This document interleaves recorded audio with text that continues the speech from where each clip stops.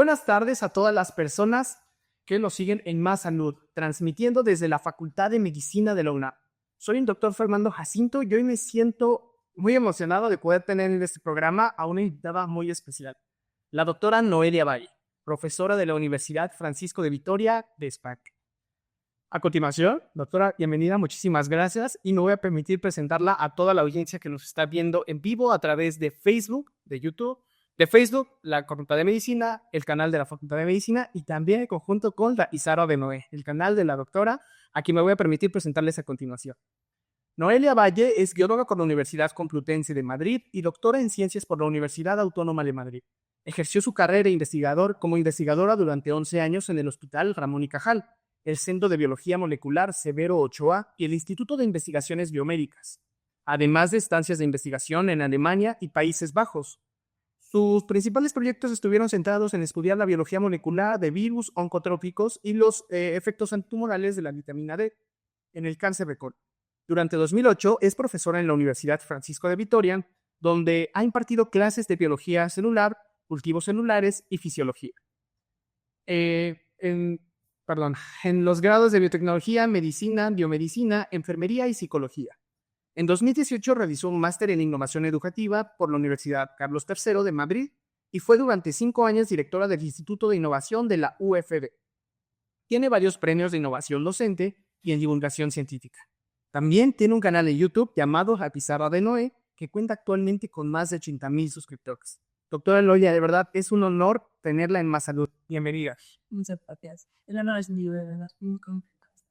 Muchísimas gracias. Y también a todas las personas que nos están escuchando a través de los distintos canales e incluso a través de Radio UNAM. Les recordamos que estamos en vivo y queremos sus preguntas, sus dudas y todas sus experiencias, ya que son parte de este programa.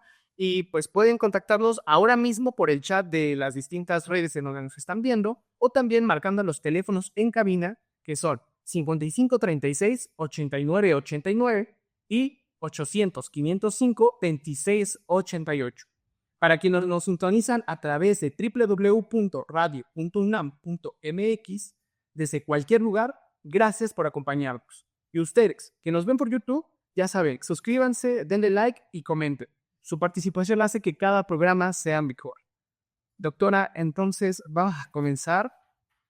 ¿Cómo está? ¿Disfrutado de su casa en México, del clima, en la universidad? ¿Cómo se siente? Y me siento fenomenal. Es que estoy muy contenta, me han acogido muy bien, me siento muy arropada. Y además estoy encantada con su clima. En Madrid ahora hace un calor horrible. De hecho, estamos en unos problemas de incendios, pues, preocupada por con la noticia, o sea que tanto calor. Y es cierto que estaba preocupada porque cuando me a preparar el viaje, en julio o así, pues miré las noticias de México y vi que en Mexicali habéis alcanzado el récord histórico con 50,4 grados de temperatura. Y yo pensé, wow, pero queda alguien vivo en Mexicali. Entonces, estaba preocupada. Y bueno, ya veo que no es así. De hecho, seguí indagando las noticias, me preocupa mucho el medio ambiente. Entonces, encontré que hay un problema con las patinas grises, que son unas ballenas que migran desde las aguas cálidas de México, suben hasta Alaska, y entonces se están encontrando varadas muertas en las costas de California, de Washington. Y resulta que eso es porque el aumento de las temperaturas está haciendo que se queden sin los crustáceos con los que se alimentan, y entonces no tienen energía para ir al Ártico. Así que el problema de la temperatura es un problema grave para el planeta. Sí, exacto, la verdad es que sí. Deduzco entonces que con base en eso, la clase de día de hoy sería sobre fisiología de termorregulación. Bueno, sería muy interesante hablar de termorregulación. Sí que va a ser una clase de fisiología, finalmente, pero no, la vamos a hacer a más amplia y ya que estamos compartiendo esa inquietud por los problemas del medio ambiente, me gustaría ver de nuestro cuerpo como ejemplo de sostenibilidad, de un buen gestor de recursos, de economía circular. No sé si conoces esto de las R's de la economía circular, Fernando. Sí, me parece que son 7 en total. Tenemos reducir, reciclar, reutilizar, rediseñar, renovar, recuperar y reutilizar. No sé, dime Miguel alguna o no me acuerdo, pero... Sí, según doctoreas, empezaron con 3 R's, ahora ya son 7 R's, pero sí, efectivamente. Y bueno, a mí me gusta utilizar nuestro cuerpo para hablar de estos ejemplos, de cómo cumplimos con todas las R's de la economía circular. Aparte del cuerpo, un buen ejemplo de economía circular para el primero fácil, que siempre pongo un ejemplo de nuestras madres. Los normales de mi generación, yo soy de 74, para que daos una idea, porque hoy en día ya da gestión del hogar, ya realizan los dos, pero en mi época eran las madres y estas eran excelentes cumpliendo las series. Empezábamos con el reducir. Cuando tú dices a tu madre, mamá, ¿puedo? No. Ese no, esto es la mejor que es el reinicio de vascos. O el reutilizar, ¿no? Esta chamarra que pones tú cuando no te va a pasar a tu hermano, de tu hermano a tu primo, a la vecina de quintos, y que mi madre todavía estará guardando para mis sobrinos, que le digo, mamá, ella me dice a mí, no, si las modas vuelven, todo vuelve. Y dices, bueno, el color de esa chamarra lo mismo ya lo vuelve. Ya la volví a Oye, sí. O el reparar, ¿no? En las madres de mi generación pusimos de moda ahí de que yo le llamáis coderas, los panches para arreglar los codos, las taches. Claro, eso pusieron de moda ellas. O reutilizar. O, bueno, reciclar sería más bien reciclar la comida. Aquí tenéis algún ejemplo de comida que se usa al día después y lo comieron en otra cosa. Ah, sí, tal cual. Y creo que tenemos la capirotada, que yo creo que todas las personas que ven están usando, es exacto, tal cual.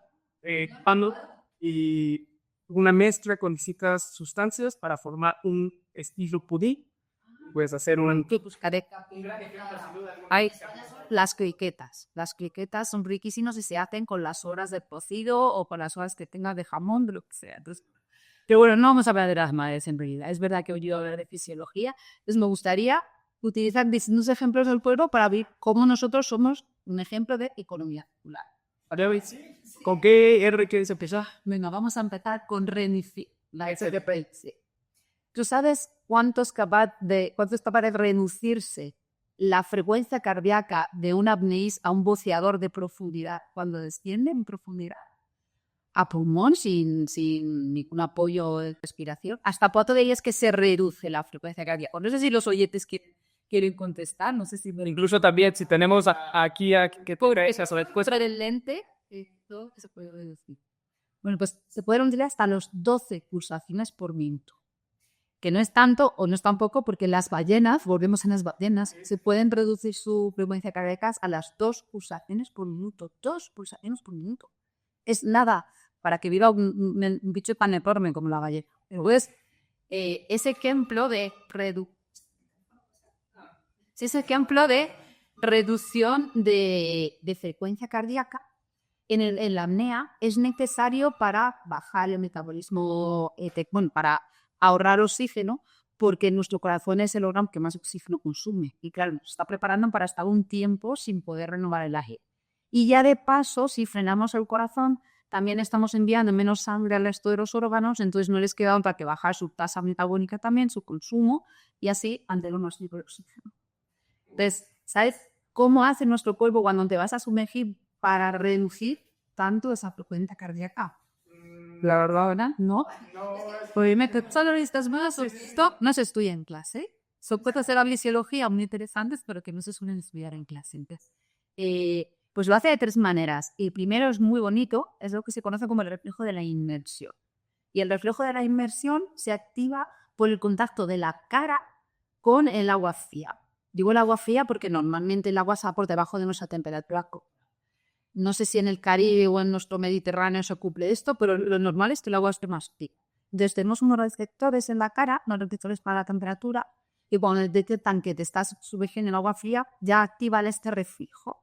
Mandan la señal y esos receptores a través de neuronas sensitivas se comunican con el centro cardiovascular, que está en el valvulaquillo, y a través de neuronas del parasimpático, estas que van por el función de biogamo, inactivan en este caso las pérulas de marcapasos del corazón y te bajan la frecuencia. Entonces ya solamente meter la cara en agua fría, y esto sería muy interesante si la gente lo quiere probar, solo necesitas tener en casa, si no aquí en la facultad, un oxímetro. Exacto. ¿Vale? De estos aparatos que te miden el oxígeno. Yo lo hago con mis estudiantes, entonces les pido que metan la cabeza en un barreño de agua con un poco de hielo para que se fresquita, que aguanten la respiración todo lo que puedan y vamos viendo cómo baja la frecuencia de ataque. Es precioso, se ve muy bien. Entonces, eso es un mecanismo. Otro mecanismo es que, claro, cuando ya los apneístas van un tiempo bajo el agua sin poder respirar, empieza a ensangrentarse pues, esa bajada del oxígeno y esa subida del CO2 que van produciendo su cuerpo. Y entonces tú activar otros receptores, que son los quimioreceptores. Son los receptores que tenemos por el cuerpo para detectar cambios en la composición química de la sangre. Y los quimioreceptores, al detectar esto, también colaboran en la inhibición de la frecuencia cardíaca en las neuronas del parasimpático. Claro, esto puede tener un problema, no sé si estáis pensando, pero pues no veo los comentarios de habilidad, Fernando, si la gente opina, oye, pero entonces, ¿qué pasa? Porque si reducimos tanto la frecuencia cardíaca, el corazón no vea más directamente la sangre, me pasa esta sangre al cerebro. y al cerebro no le puede faltar sangre nunca. Entonces, el mismo retrofaz de inmersión que ya ha provocado esa práctica de bajar la frecuencia cardíaca, va a ser otra cosa que es hacer la contracción del músculo liso de las arterias, es decir, vasoconstricción, porque así si yo cierro arterias, sube la resistencia, me sube la presión arterial. Y al subir presión arterial, aunque el corazón esté bombeando más lentamente, si subo la presión, genero la presión suficiente como para que la sangre. Y además eso es selectivo, o sea, esto lo hacen las gibbonas del simpático y no cierran todos los vasos, van a cerrar vasos a órganos que ahora pues no hacen tanta falta, pero no van a cerrar, por supuesto, las arterias que lleguen hasta el cerebro. O sea, que es otra herbe, es una redistribución de la sangre, porque el cuerpo tiene más herbes de las que tiene la ecología circular. Estaría bien que lo tomen de ejemplo. Y luego encima hay otro tercer mecanismo para bajar la frecuencia cardíaca, que es, como hemos subido presión arterial, vamos a activar a los vasoreceptores, otro receptor, en este caso de presión. Y si se activan los vasoreceptores, estos van a mandar una señal para que el parasimpático baje frecuencia cardíaca, ¿no? Para que no suba más. Pero hay toda una serie de mecanismos, el más importante, el reflejo de inmersión, que se asegura que el corazón va ralentizando hasta llegar, te digo, que creo que lo mismo se ha conseguido 12 bambalinas, nosotros 12 minutos menos de eso ya sería un poco crío, no sé. Ya estaríamos más peor, pero por ejemplo, precisamente este mecanismo de inducir bradicardia a la vez que la subida de la presión arterial, o sea, aquí me causa un poquito de dilema porque pues normalmente no se podría activar tanto parasimpático como simpático al mismo tiempo, ¿no? Eso es muy bien. Claro, es contraintuitivo y no es lo que suele pasar en la situación normal en la que podemos respirar. Eso es exclusivo de una situación en apnea. Porque normalmente, como dices, si hacemos una actividad física, se activa tanto la frecuencia cardíaca como la presión arterial. Si a comprar el parasimpático baja la frecuencia cardíaca, también está produciendo normalmente vasodilatación, ¿no? De hecho, si estamos ascendiendo una montaña por encima de los 3.000 metros o algo más, que ya empieza a caer la cantidad de oxígeno, ¿no? Baja la presión atmosférica, baja la presión de oxígeno, les haces alnilismo y ahí tienes poco oxígeno. Podría ser comparable a estoy buceando, tampoco tenemos oxígeno. Y ahí, en cambio, los quimiorreceptores, cuando detectan esa bajada de oxígeno, producen taquicardia. Fíjate que te acabo de decir, en el museo vamos a la paradicardia, pues en el antilismo vamos a la taquicardia. ¿Por qué? Porque ahí sí que tenemos el sistema respiratorio activo. Entonces, te activa la ventilación, te hacen respirar más, vale, hay poco oxígeno en la atmósfera, pero si respiras más, pues captarás más oxígeno y acelera el corazón para que sea más eficiente mandando ese oxígeno a todos los tejidos. Fíjate la especialización, ¿no? De normal, el quimioreceptor si detecta subida de CO2 o bajada de oxígeno, va a provocar taquicardia, pero en el museo hace bradicardia, ¿no? Lo bonito de cómo es deficiente nuestro organismo. De todas maneras, en el museo, ya que estamos, y esto, bueno, sabéis un poco de la economía circular, pero no todos son reducciones, porque hay una cosa preciosa que pasa cuando ya están los apneístas a bastante profundidad, no puedo exactamente los metros, se producen contracciones del bazo. Y ahí el bazo hace una liberación masiva de eritrocitos para ya ese poco oxígeno que nos va quedando, que sea más eficiente su transporte a los tejidos, a esos tejidos también. Y sobre todo precisamente como en cada ambiente actúa de forma diferente para poder tener más oxígeno o distribuirlo de mejor manera. Y por eso hay poblaciones que se dedican a la pesca y quieren decir pues este aumento de tamaño del envaso. Creo que son los Payao, que es un grupo étnico que vive por afuera de Indonesia, Malasia, por ahí, que todavía se dedican a la pesca submarina, no medio de subsistencia, y aportan muchísimo tipo. Y esa gente ha evolucionado para tener un bazo más grande de lo normal. De todas maneras, los apneístas entrenados, sí que hay estudios que comparan a apneístas que consiguen profundidades muy profundas. Y no solo desarrollan mayor capacidad pulmonar, sino que también desarrollan mayor. Es muy interesante. Y de todas maneras, pensando en otras reducciones, hay otra cosa que también se reduce en el buceo, estaba pensando, que es la capacidad pulmonar, más que el tamaño de los pulmones. Es verdad que esto no es canto fisiológicos más físicos, ¿no? Los que se van más físicas sabrán que si aumentas la presión, el espacio se reduce. Si tú te estás sumergiendo, ¿qué no? Es una atmósfera más la presión de toda la columna de agua que está encima de ti, entonces la presión aumenta tanto que los pulmones se empiezan a hacer pequeñitos. Y esto tiene un problema, tiene dos problemas. Uno, que tengo menos superficie de intercambio, me estoy quedando sin espacio para intercambiar el oxígeno. Y luego que, al reducirse el pulmón, dejamos más espacio en el tórax y entonces ¿qué hace la sangre? Esto que hablamos de la redistribución de la sangre. Se va más sangre para el pulmón. Que podría decir, bueno, igual que el cerebro necesita más sangre, pues viene el pulmón también, porque así de poco oxígeno que me va quedando lo cojo. El problema es que cuando lleva mucha sangre a un sitio, se puede producir salida de esa sangre hacia el capilar, hacia el tejido, y eso lleva a un edema. Un edema es acumulación de líquido en los espacios que hay entre las células y los capilares, y esto es muy molesto, porque el edema no deja que el oxígeno difunda bien. Entonces, fíjate, para impedir esto, para reducir esto, el apneísta entrenado para intentar aguantar más tiempo y más profundo, hace un truco, un entrenamiento, que es una respiración que se llama un close-up, que yo hace poco lo he. Sí. Es una especie de, después de que han inhalado profundamente, como tragar agua, tragar agua, grabar aire, porque hacer como un ejercicio de tragar aire por la boca y esto les da más capacidad. Entonces, si meto más aire, pues va a tardar más en comprimirse y voy a aguantar más bien. Bueno, y eso le siempre estoy deduciendo de, llevamos que de reducción, pero también de aumento por el tema del aumento del vaso, es un ejemplo bonito de eficiencia energética. Y que al final también se ve muy bien y tal cual ahorita para recomendar, justo como como lo está explicando a todos, puedo visualizarlo, porque puedo visualizar así la pizarra, como si me lo estuviera explicando por dibujos. Sí, aquí puedo visualizar ese clase extraños. Si que estamos con otra. Sí, claro, somos para vemos mucho la reutilizar. Que en nuestro cuerpo se estén reutilizando. No sé si se os ocurre algún ejemplo de cosas que reutilizan nuestro cuerpo, porque esto es muy ahorrado. ¿Para qué voy a estar sintetizando una molécula todo el tiempo si la puedo? Por ejemplo, los neurotransmisores, ¿no? Que hay varias maneras de reutilizarla, pero una es, bueno, no, la manera más importante, lo recapto, lo vuelvo a meter o en las células de la vía o en la terminación axonal y así luego lo vuelvo a reutilizar. ¿No? Eso es fantástico. Sí.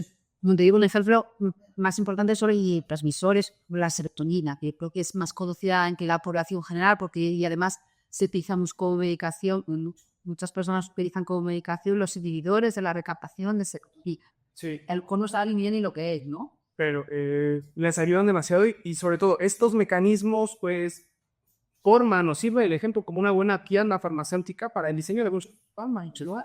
Pero incluso aumentar el tiempo de acción del neurotransmisor.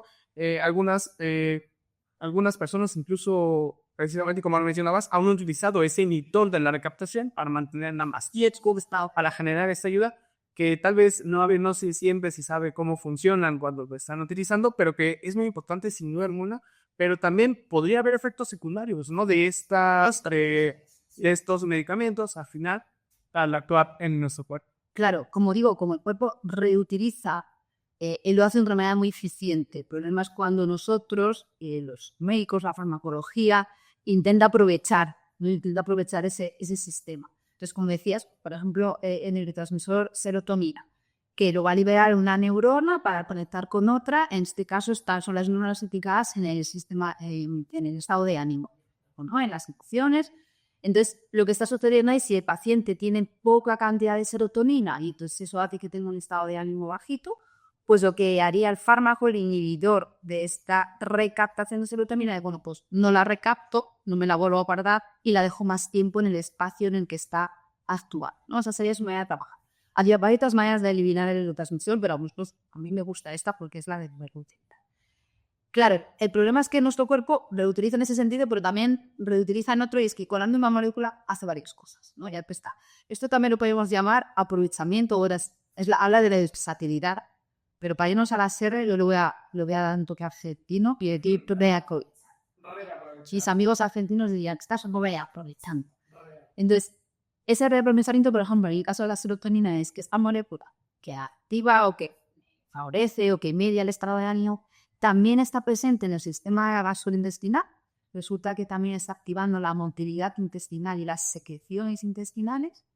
Y por otro lado, también es necesario, también está participando en la agregación de las plaquetas cuando se están formando el tapón plaquetario y luego la coagulación para hacer nuevos erectos. Fíjate que tres cosas tan distintas: estado de ánimo, motilidad intestinal y plaquetal. Entonces, como dices, claro, hay que tenerlo en cuenta. Yo sé que estudiar mucha fisiología y mucha farmacología, entender el receptor. Ahora entraremos en esto de tal de los receptores para hacer lo más selectivo el fármaco posible, que si no tiene efectos secundarios. Por ejemplo, un inhibidor de la recaptación de serotonina nos podría estar afectando a esa motilidad intensidad y nos podría estar incluso afectando, aunque eso suele ser leve, podría estar provocando sangrados, ligeros sangrados, ¿no? Porque lo que hace la plaqueta cuando va por sangre es recapta. Recapta la serotonina y se la guarda. Y entonces, cuando esa plaqueta se active, porque hay una liga que ha roto un pequeño vaso, esa plaqueta entra en contacto con lo que nunca debía entrar en contacto, que es con lo que hay con debajo de base, que será fibras de colágeno, tal. Entonces, esto hace que se active. Al activarse, aquí necesitamos una retroalimentación positiva y necesitamos que se activen muchas plaquetas muy rápido para que hagan el tapón y cierren la liga. Entonces, una manera de reactivar es libero la serotonina. Y la serotonina es la molécula que le dice a otras plaquetas que tienen que hacer lo mismo, tienen que activarse, pegarse entre ellas, agregarse para ir formando el tapón plaquetario. Claro, si tú has tomado un inhibidor de la recaptación de serotonina, tus plaquetas no han cogido la serotonina disponible y cuando les toque liberarla, no tienen para liberar. Entonces, ese es el problema. Afortunadamente, en el caso de la agregación plaquetaria, hay otras moléculas que se encargan de eso. Pero si ya te falta una, ya probablemente toda la relación va a ser más ineficiente, que podría haber problemas sanar. A poco que no se asuste nadie, porque cuando son medicamentos y te está testado y se hace lo más selectivo posible para el tipo celular. Pero eso podría explicar que haya ciertas interferencias. Otro ejemplo de reutilización o de reaprovechamiento, que yo creo que es el más conocido, esa molécula que lo mismo te dilata las pupilas, que te acelera el corazón, que te relaja la vejiga urinaria, que te dilata los bronquios para que cojas más aire, ¿sabes? Que te produce la eyaculación en el acto sexual. Qué bueno, pero estamos hablando. Estamos hablando y voy a pillar a poner esto me están grabando el viejo.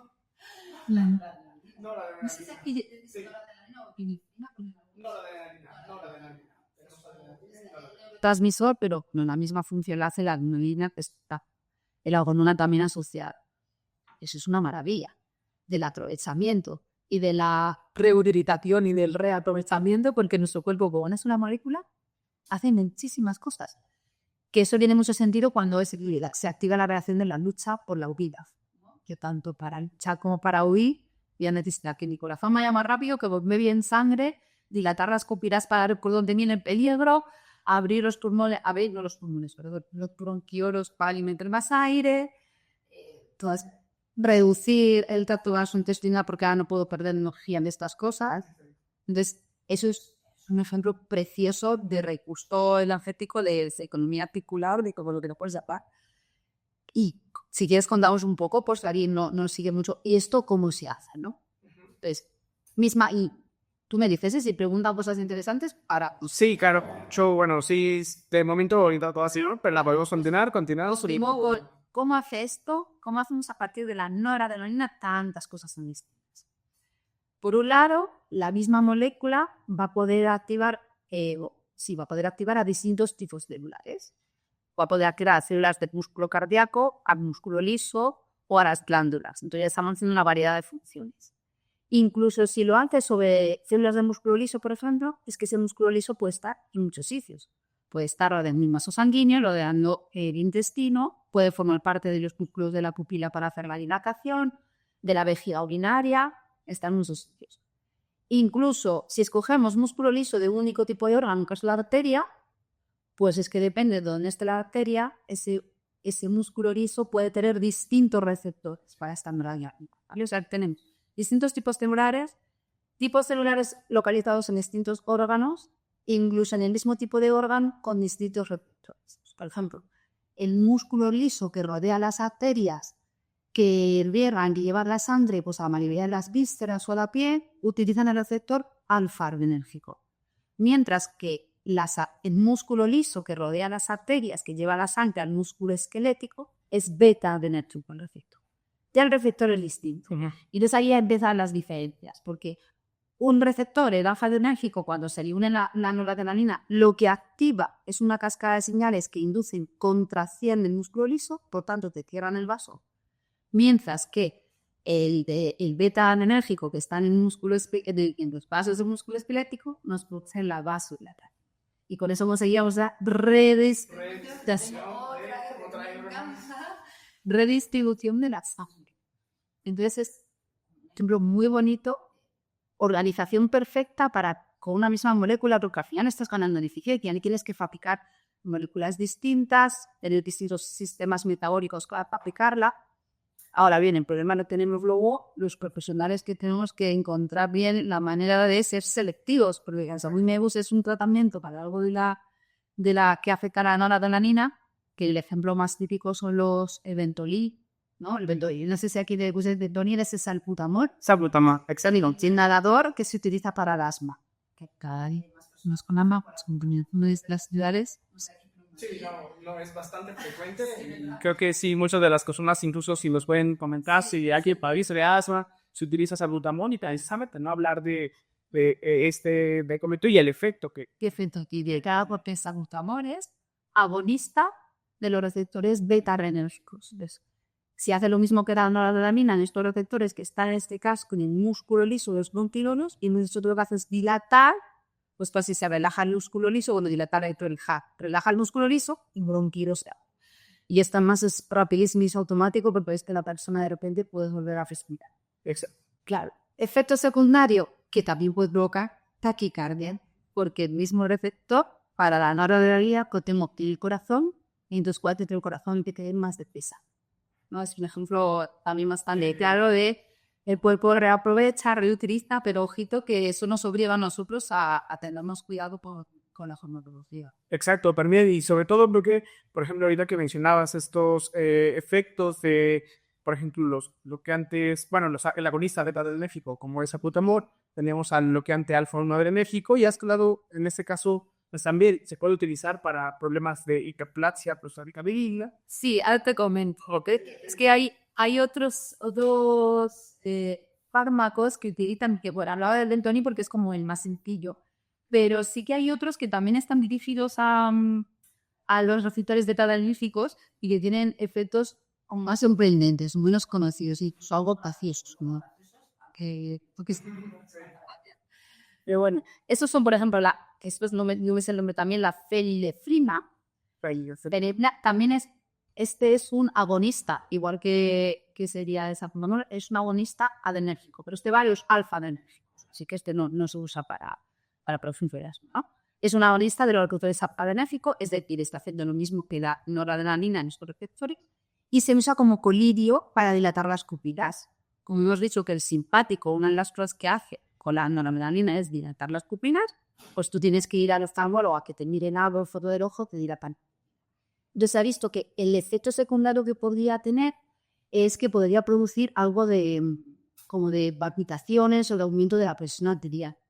Porque claro, si ese receptor alfa-adrenérgico hemos dicho que también está en la mayoría de las arterias, o sea, en el músculo liso de la mayoría de las arterias que aligeran nuestras vistas, ¿no? Y ese enorme, si constriño, ¿vale? Si al echar el colirio, pues por las mucosas va a difundir un poco, llega a la sangre, entonces esa vasoconstricción nos podría subir un poco la presión arterial hasta palpitación.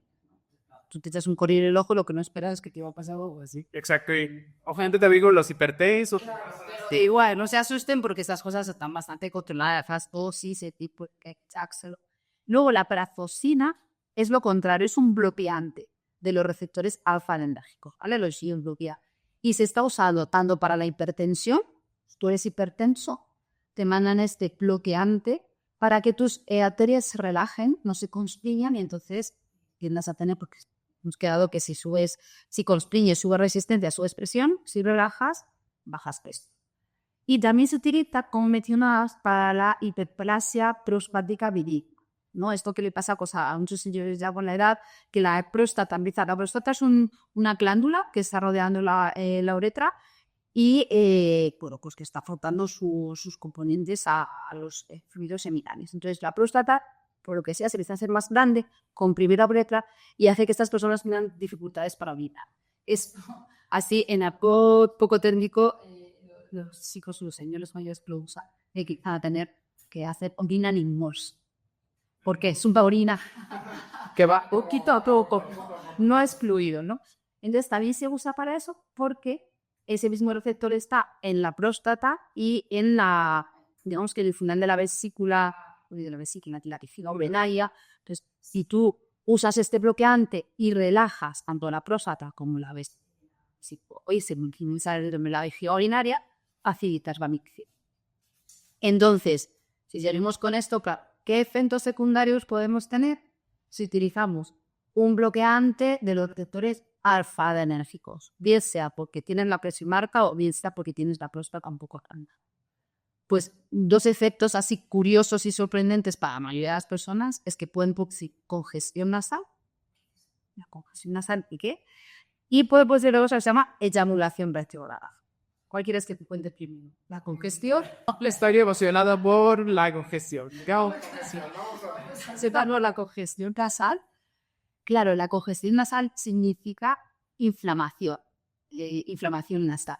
No podemos esa molestia. No podemos respirar y estoy congestionados porque tienes inflamadas las mucosas. Entonces no dejan bien que haya un flujo de aire. Y eso, si volvemos estamos hablando de receptores alfa-adrenérgicos. ¿Dónde están estos receptores ahí que tengan que ver con la nariz? Pues en las arterias que llevan la sangre a la mucosa nasal. ¿Sí? Sí. Yo háblame deprisa, así que me podéis preguntar. Entonces, si estamos bloqueando los receptores alfa-adrenérgicos para bajar presión arterial, para relajar la próstata, se nos está relajando también los vasos sanguíneos y las arterias que llevan la sangre a la mucosa nasal. Y esto, al final, es llevar más sangre. Si yo dilato, llevo más sangre ahí. Esto de la redistribución que hablábamos, cuando yo reduzco, le estoy quitando sangre a unas zonas, pero cuando dilato, le estoy llevando más sangre. Si me llega más sangre, se inflama el tejido. Entonces, hace que la respiración sea, la vacancia sea peor. Pero eso puede provocar otra cosa, que ya vamos a otra R. Y por ya lo pasa. Si te llega más sangre a la mucosa, también vas a tener filtrado, igual que lo que había antes de edema pulmonar, que se puede producir si te llega más sangre a los pulmones, ¿no? A veces la redistribución de sangre hace que llegue demasiada sangre a un capilar, empiece a salirse el plasma de ese capilar y en este caso nos provocaría rinorrea. Rinorrea es goteo nasal. Así que otra R. La rinorrea puede ser una consecuencia. Yo no sé si esto es efecto secundario, pero ya que hablamos de paso de hidratación, podría ser también la simbolosis nasal y la rinorrea. Y entonces, volvemos a la otra, el otro efecto secundario de uso un inhibidor de los receptores alfa-adrenérgicos porque tenemos la próstata comprimiendo la teta.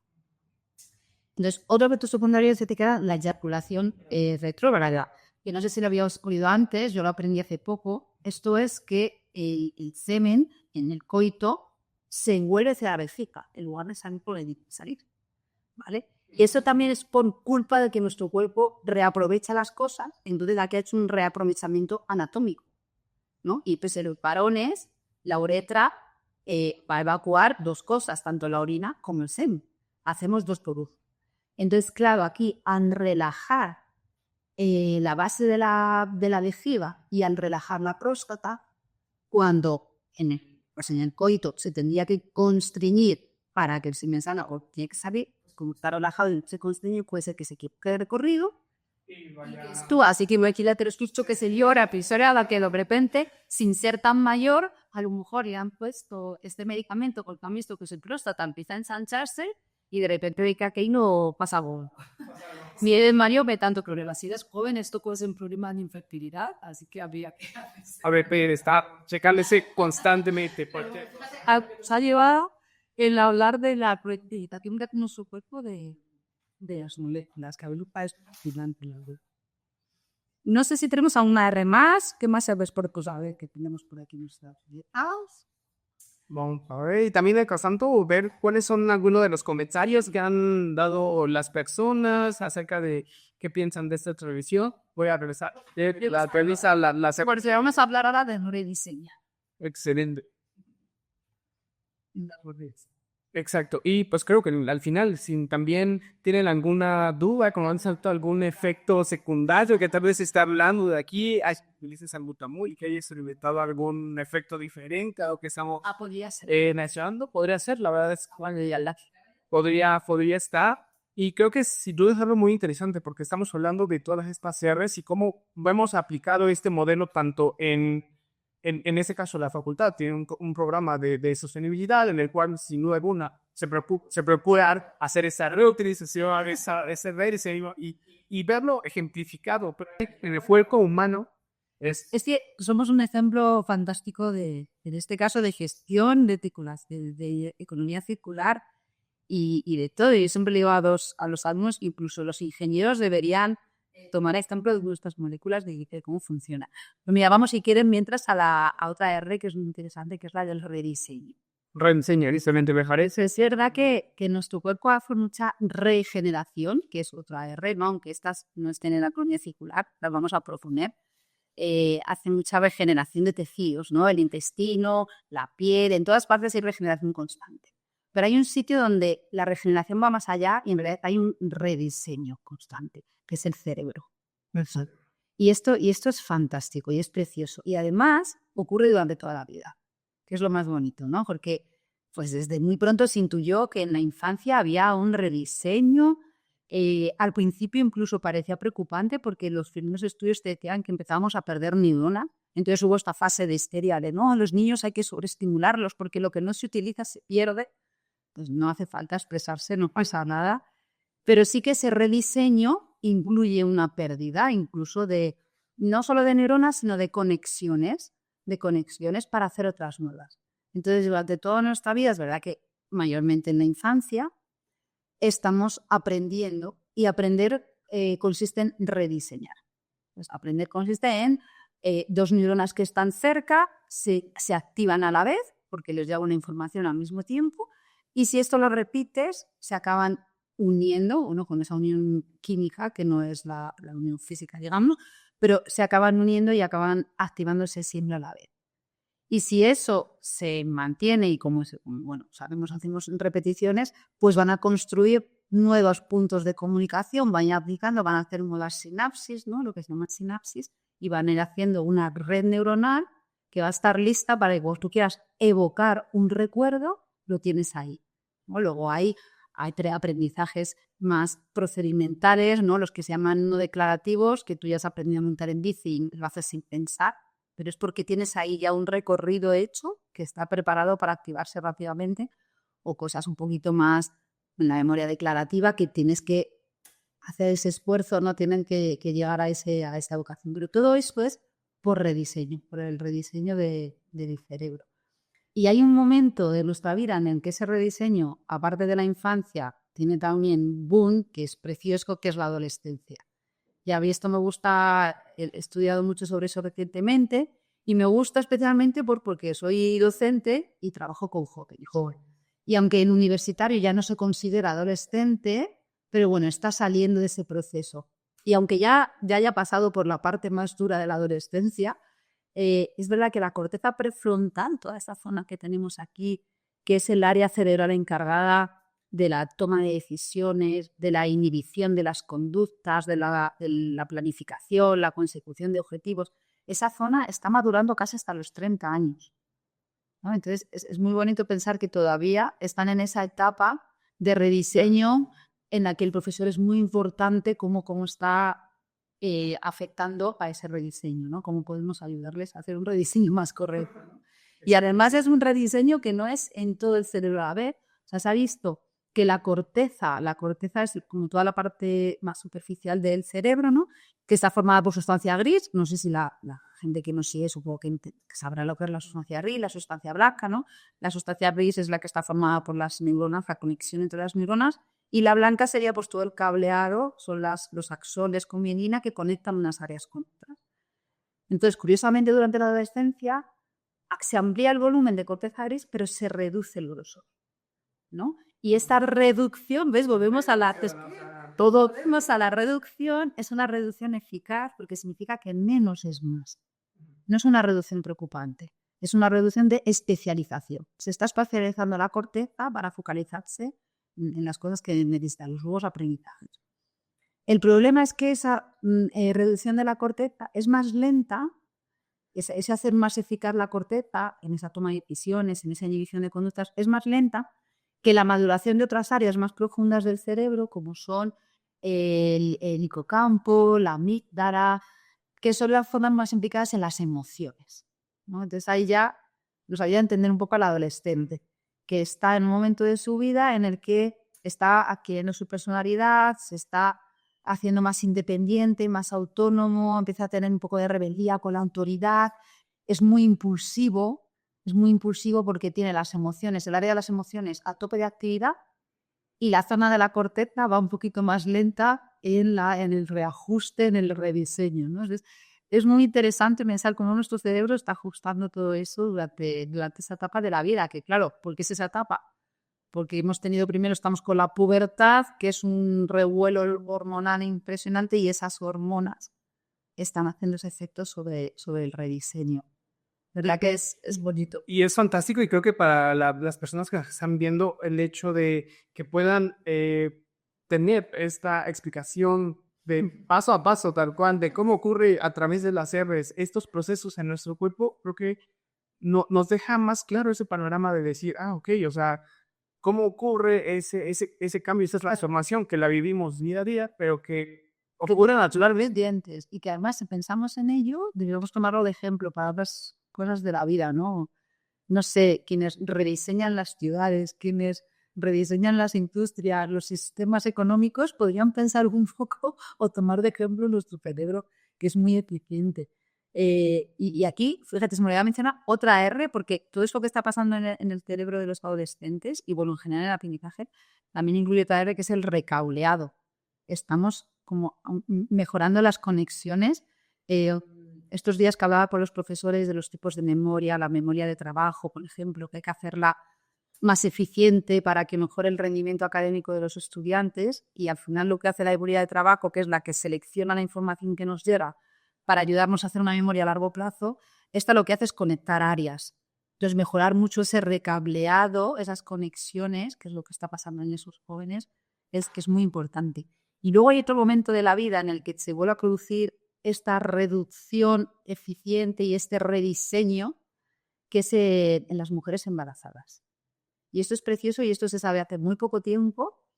Esto ya no lo sufre toda la población, claro, ya es exclusivo de las mujeres embarazadas, y me gusta porque la pionera de estos estudios, la primera persona que lo ha estudiado, es una mujer, es una psicóloga española que se llama Susana Carmona, y tuve el gusto de conocer hace poco, y lo estudió, y además escribieron que pasa lo mismo que en la adolescencia. Compararon chicas jóvenes adolescentes con mujeres que quedaban embarazadas, y en las dos había una disminución de esa corteza, del grosor de la sustancia gris en la corteza.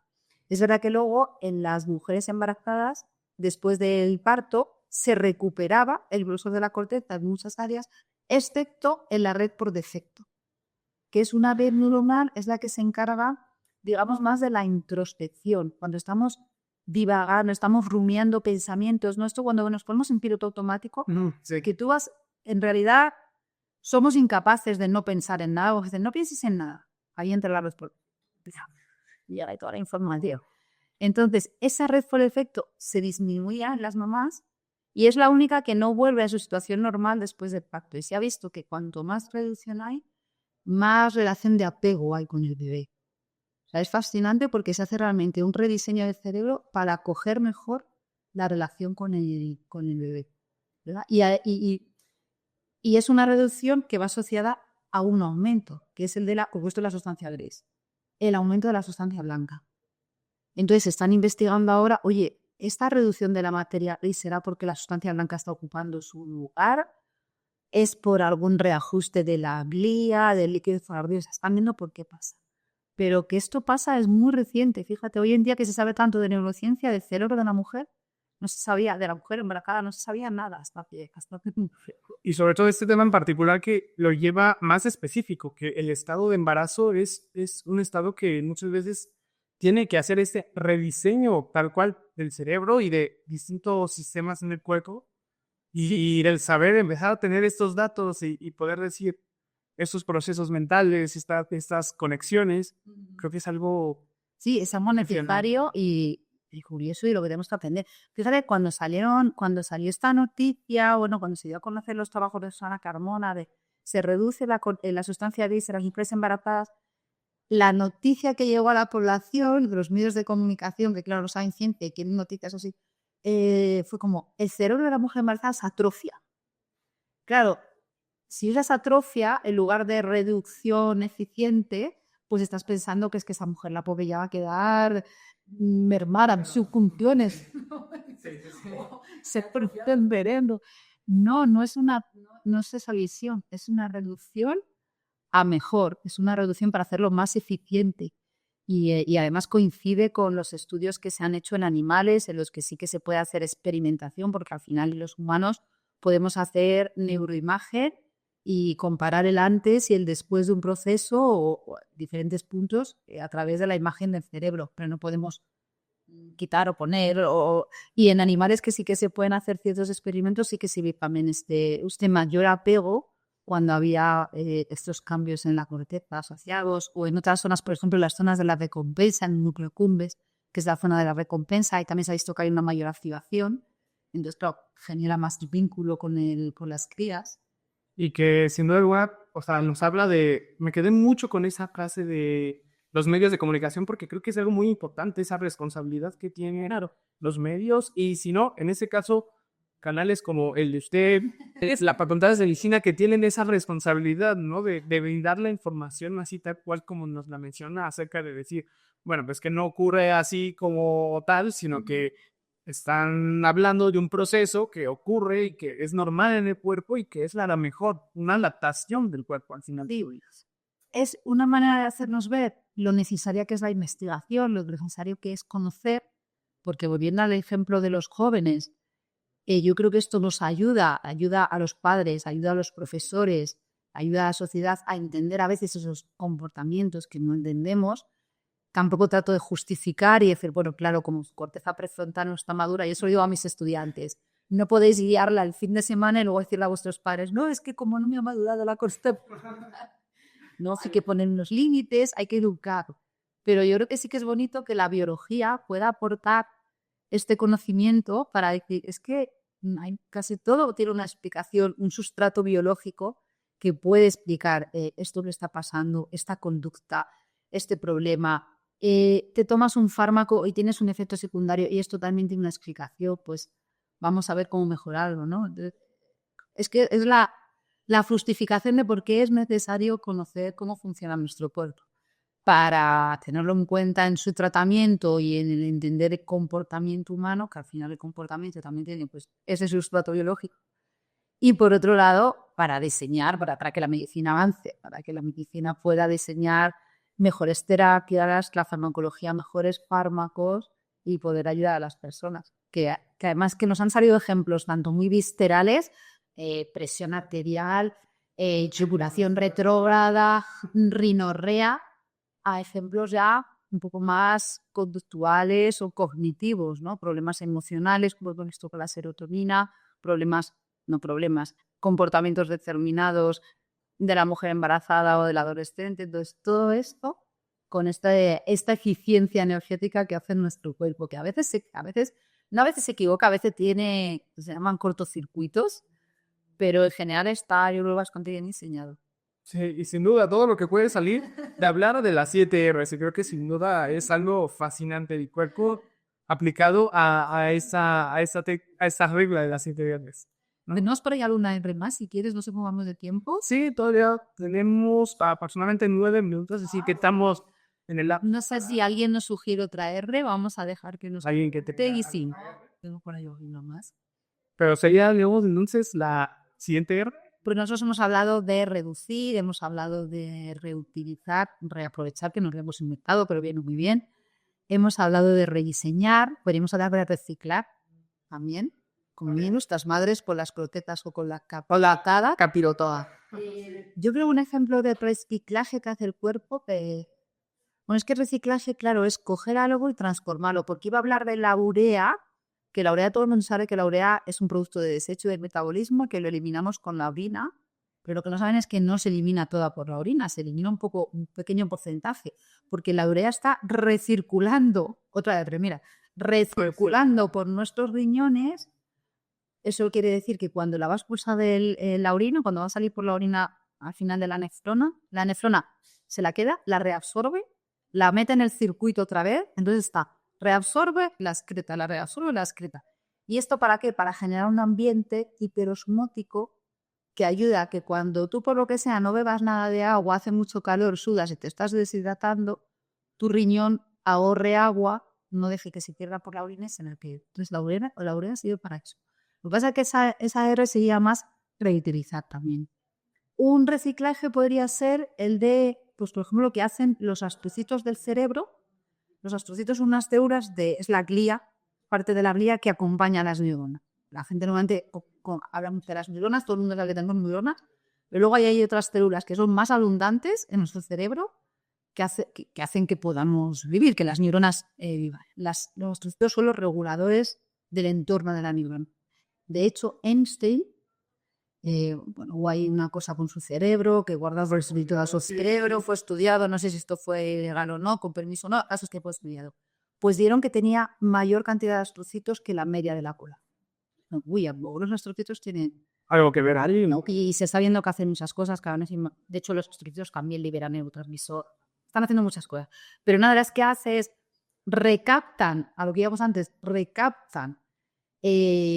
pues por ejemplo el potasio que liberan las neuronas o por ejemplo el glutamato que es un neurotransmisor, lo transforman y se lo vuelven a pasar a la neurona. Por eso sería reciclaje, porque estos sí que hacen un reciclaje. Le están pasando, por ejemplo, en lugar de pasarle directamente glucosa a la neurona, le están pasando lactato. Entonces el astrocito coge la glucosa de la sangre, la metaboliza, el lactato se lo pasa a la neurona. Estos sí que son buenos recicladores. Los astrocitos, yo creo. Serían un buen ejemplo. Seguro que hay más, pero... Por eso que las mamás estarían orgullosas de los astrocitos por... Las mamás de los astrocitos y de todo. Y antes no te comenté hablando de las mamás. Mira, un ejemplo yo comparo la noradrenalina, que sirve para todo, con mi madre y el vinagre. Porque mi madre es el vinagre y mi madre lo utilizaba para la ensalada, lo utilizaba para los piojos cuando éramos pequeños que tenías huevos en el pecho para matar los piojos.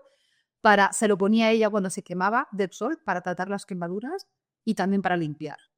Bueno, pues así es la noradrenalina, que siento que es súper mina. Y esa combina muy bien con uno de los comentarios que teníamos de parte de uno de los usuarios que nos están viendo, Eduardo Martínez, que habla de restauración, por ejemplo. Podría ser restaurar esa parte de...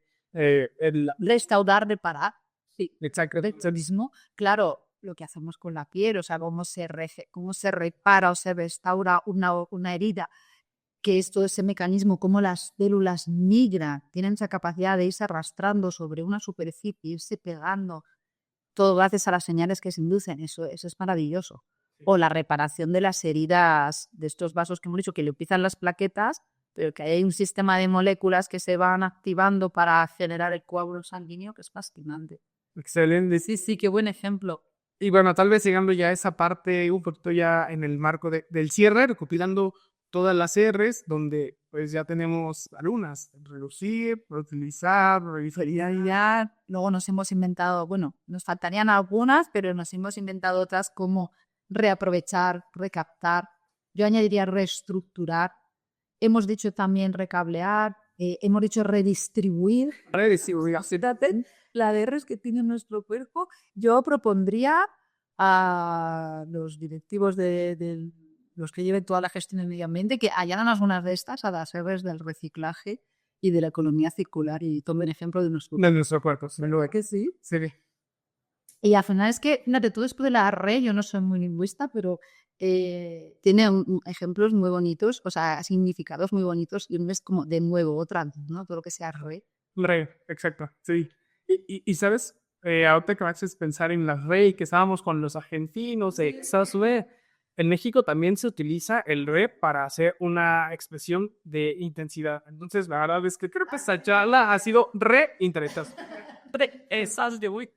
Entonces, pues también vamos a mandar un saludo a las personas que se han estado uniendo a través del canal de YouTube, de Facebook, Un saludo para el doctor Rodrigo Valdés Navar, para Isis Selene López Cruz, para Eduardo Martínez, que nos hablan desde distintas partes, Secretaría de Salud, Isis Matisis Selene incluso menciona, buenas tardes, muchas gracias por su aportación, yo la sigo desde sus primeros videos. Ah, qué bien. Entonces, hay apoyo presente, sin duda alguna, y Pues un poco de esos. Muchísimas gracias, de verdad, gracias por estar en esta charla en la facultad. Esperemos que se haya sentido y que se siga sintiendo en esta estancia que va a estar aquí en México y sobre todo en la Facultad de Medicina.